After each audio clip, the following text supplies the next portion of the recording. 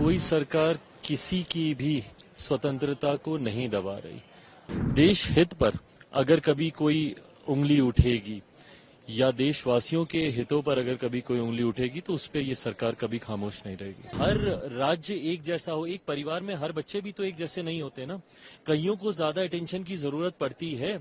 बिहार पिछड़ा राज्य है, ये बात किससे छुपी हुई है? कोई सरकार किसी की भी स्वतंत्रता को नहीं दबा रही।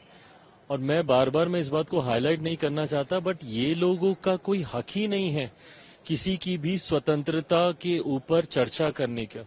ये वही लोग हैं जिन लोगों ने इमरजेंसी लागू कर कर सबकी आवाजों को दबाने का काम किया था, देश को बंदी बनाने का इन लोगों ने काम किया था।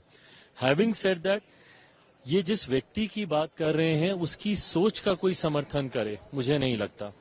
ऐसे में जीतकर वो आए हैं, सदन का वो हिस्सा है, अपनी बातों को रखें, बट हाँ, देश हित पर अगर कभी कोई उंगली उठेगी या देशवासियों के हितों पर अगर कभी कोई उंगली उठेगी तो उस पर ये सरकार कभी खामोश नहीं रहेगी। एनडीए का सहयोगी होने के नाते मैं सबसे पहले मेरे प्रधानमंत्री जी को बिहार की 14 करोड़ जनता की तरफ से धन्यवाद करूंगा कि पहली बार देश में एक ऐसे प्रधानमंत्री आए, देश में एक ऐसी वित्त मंत्री आई जिन्होंने एक बड़ी आबादी की चिंता की।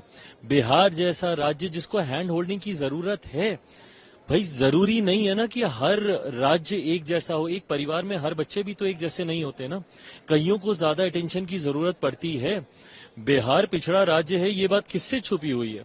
और लंबे समय से हम लोग मांग करते थे, मेरी समझ के परे है। और जवाब दे कांग्रेस और राजद के लोग कि भाई क्यों इस बात का विरोध किया जा रहा है। आज अगर बिहार को अगर हैंड होल्डिंग की गई है, बिहार के लिए अगर सहूलियतें दी गई हैं, तो इस बात से राजद और कांग्रेस के लोग किस मुंह से जाएंगे? ये लोग अभी अगले साल ही बिहार में चुनाव है, किस मुंह से जाएंगे ये लोग बिहार में वोट मांगने? और ये वो राज्य हैं जिनकी लंबे समय से मांग रही है। हम लोग लंबे समय से विशेष राज्य के दर्जे की हम लोग मांग करते रहे, बट हम लोग इस बात को भी जानते हैं कि जो प्रावधान है आज की तारीख में, संभवतः उसके तहत तुरंत हम लोग को स्पेशल कैटेगरी स्टेटस नहीं मिल सकता है। पर जब तक नहीं मिल सकता, स्पेशल पैकेजेस भी तो मिलने चाहिए। कांग्रेस की अपनी खुद की सरकार थी ना, क्या किया इन लोगों ने 2004 से लेकर 2014 तक? जब तक ये लोग यूपीए की सरकार में, जब मनमोहन सिंह जी थे, उसी सरकार में इन प्रावधानों को भी समाप्त किया गया ना कि अब किसी राज्य को विशेष राज्य का दर्जा नहीं दिया जा सकता। क्यों इन प्रावधानों को समाप्त किया गया?